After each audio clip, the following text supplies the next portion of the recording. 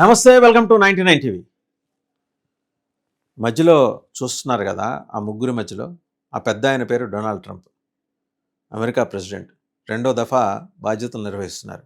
ఆయన ఇప్పటికి భారత్ పాకిస్తాన్ యుద్ధాన్ని 15 సార్లు ఆపారట. జనం మామూలుగా నవ్వుకోట్లా. ఆయన మధ్యవర్తిత్వం వహించి పెదరాయుడులో మాదిరి కండువా ఒకటి కుడిభుజాన్ని వేసుకొని వీళ్ళిద్దరిని కూర్చోబెట్టి మాట్లాడారట. ఎవరిని? షహబాజ్ షరీఫ్ని, తర్వాత నరేంద్ర మోడీని. అబ్బాయి, మీరు ఇద్దరు సంయమనంతో ఉండండి, మీరు యుద్ధం ఆపేయండి, మీరిద్దరూ బాగుండాలి, మంచిగా ఉండాలి, యుద్ధం చేసుకోకూడదు.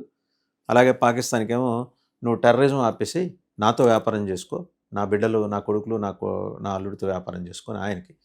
ఈయనకేమో మోడీ గారు, మీరు అలా కెనడా నుంచి భారతదేశం వెళ్ళేప్పుడు మధ్యలో ఓ పాలు ఇటు వచ్చి ఆగండి, వీలుంటే మనం కలిసి భోజనం చేద్దామని.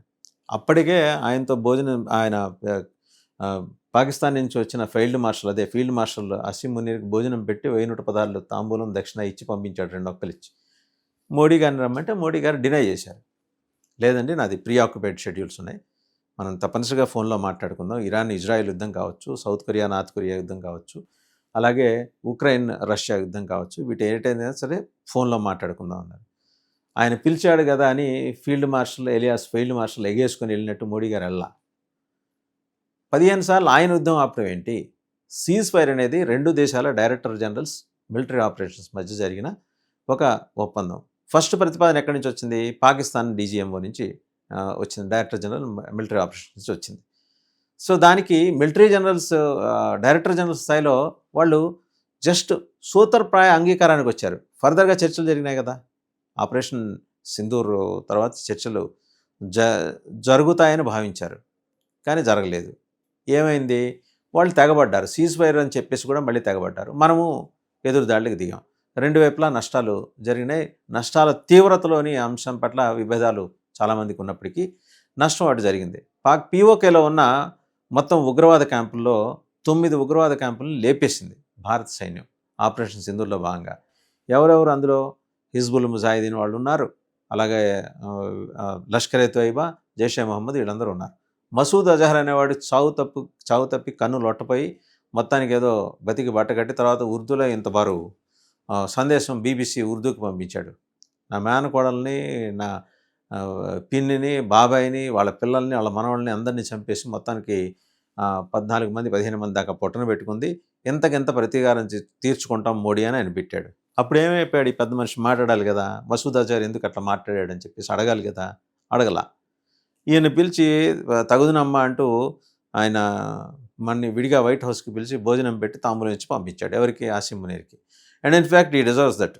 అలాంటివి తప్పితే ఇంకా అసీం మునీర్ చేయడానికి ఇక్కడ ఏం లేవు కాబట్టి పాకిస్తాన్లో ఎవరన్నా పిలిస్తే, భోజనానికి పిలిస్తే ఆ భోజనం చేసి వాళ్ళు ఇచ్చే తాంబూలం అందులో ఉండే 10 రూపాయలు పాకిస్తాన్ రూపాయలకు అనుగుణంగా మార్చుకొని ఏదో జీవనం గడపడం తప్పితే ఆయనకి అసీం మునీర్కి పెద్దగా ఉండవేం లేవు.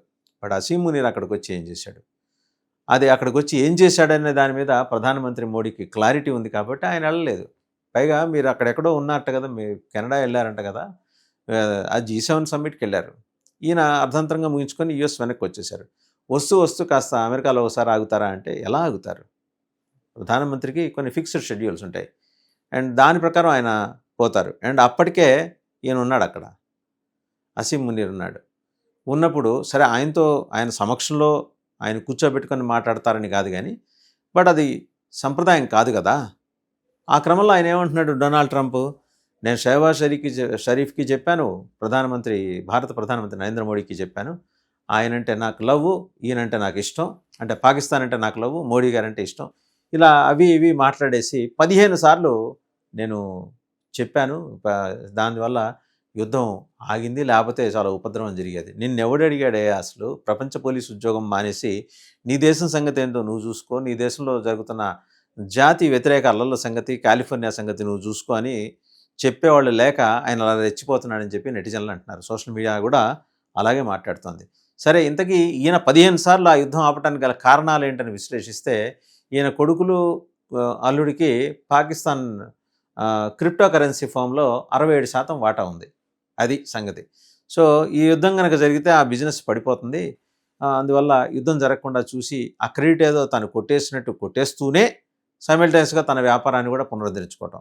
అందులో భాగంగానే అసీం మునీర్ని ఆయన పిలిపించాడు అక్కడికి, పాకిస్తాన్కి. ఆ వ్యాపారం సంగతి ఏదో కాస్త చూడు, నీకు నెలకి ఎంతో 10 రూపాయలు 20 రూపాయలు ఇస్తాను, నిన్ను ఖాళీగా ఉంచును, పెద్దగా మీకు కూడా దిక్కు దివాణం లేకుండా అయిపోయింది కదా మీ దేశం, ఏదో నీకు సాదర ఖర్చులకి ఎంత నెలకి ఎంత ఇస్తానని చెప్పి పంపించట. సరే అసీం మునీర్ దానికి ఒప్పుకుంటేనే వచ్చినవాడు ఊరుకోకుండా వైట్ హౌస్లో కూర్చొని అక్కడ ఉన్న ఇరాన్ అంబాసిడర్ ద్వారా అయతుల్లా ఖొమైనీతో మాట్లాడే ప్రయత్నం చేశాడు, మాట్లాడాడు. అది కూడా లీక్ అయింది ఇంటర్నేషనల్ మీడియాలో.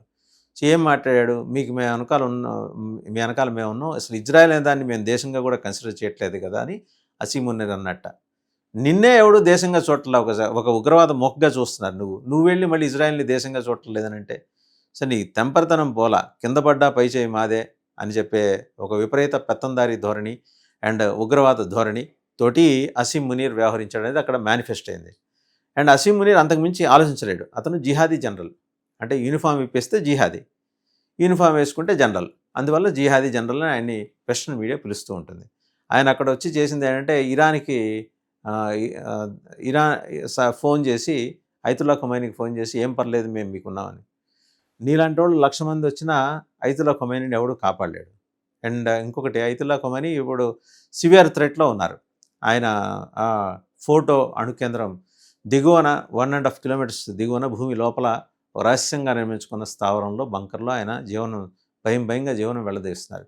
ఒకవేళ అమెరికా కనుక ఎంఓపిని ప్రయోగించి, అంటే మదర్ ఆఫ్ ఆల్ బాంబ్స్ అనే దాని తల్లి ఈ ఎంఓపి అనేది, అదేమో ఎంఓఏబి అమెరికా దగ్గర ఉన్నది, అదేంటంటే మ్యాసివ్ ఆర్డినెన్స్ ఎయిర్ బ్లాస్ట్. ఇంతకుముందు ఆఫ్ఘనిస్తాన్ యుద్ధంలో దాన్ని ప్రయోగించారు 2017లో. ఇప్పుడున్నది ఎంఓపి, మ్యాసివ్ ఆర్డినెన్స్ పెనట్రేటర్, చొచ్చుకెళ్ళిపోతుంది భూమిలోకి 220 అడుగులు ముందర కామ్గా వెళ్ళి తర్వాత పేలుతుంది.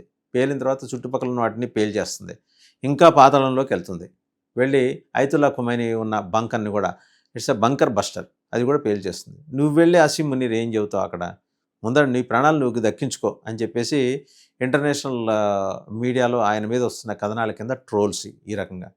ఏదో ఆయన పిలిచాడు, గమ్మున వచ్చి భోజనం చేసి అన్న బట్టలు పెడితే అవి పెట్టించుకొని తాంబూలను తీసుకొని 1000 రూపాయలు తీసుకొని వెళ్ళిపోవటమే. కానీ ఇలాంటి అవాకులు చవాకులు పేలటం, ఇండియా మీద మాట్లాడటం ఎంతవరకు కరెక్ట్ అసీం మునీర్ అని జనం, నెటిజన్స్ గట్టిగా నిలదీశారు. దానితోడు ఆయన బస్ చేసిన హోటల్ బయట ప్రవాస పాకిస్తానీయులు ఈయనకు వ్యతిరేకంగా మర్డరర్ అసీం మునీర్ అని చెప్పేసి, నరహంతక అసీం మునీర్ అని చెప్పేసి వ్యతిరేకంగా నినాదాలు చేశారు. ఇది మనకున్న రెప్యుటేషన్. సరే, ఆయన ఎంత చెబితే ఈయనంతా షహబాజ్ షరీఫ్, వీళ్ళిద్దరికీను మోడీ గారికి కలిపి ఈ మధ్యలో ఉన్న డొనాల్డ్ ట్రంప్ 15 సార్లు చెప్పాట, యుద్ధం మానేయండి. నీ మధ్యవర్తిత్వం ఎవరికి కావాలయ్యా? ఏదో మహేష్ బాబు సినిమాలో బ్రహ్మానందం అంటాడు ఒక చోట, నా గతం తెలిస్తే మీరు బాధపడతారని. మహేష్ బాబు ఏం చెప్తాడంటే, నీ గతం ఎవరికి కావాలి, మేము మా భవిష్యత్తు కోసం కదా ఇక్కడ మార్కెట్లోకి వచ్చిందని.